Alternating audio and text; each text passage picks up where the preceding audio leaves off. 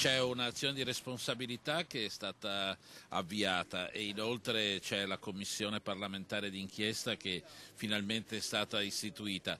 Quello che conta è che anche il negoziato con l'Europa sta procedendo e io penso che in tempi brevi si possa arrivare a confermare l'intervento dello Stato per salvare e rilanciare le due banche. Come si fa a convincere i cittadini e gli investitori che questa sarà l'ultima volta che le banche vengono gestite in questo modo? Innanzitutto perché cambia la gestione delle banche.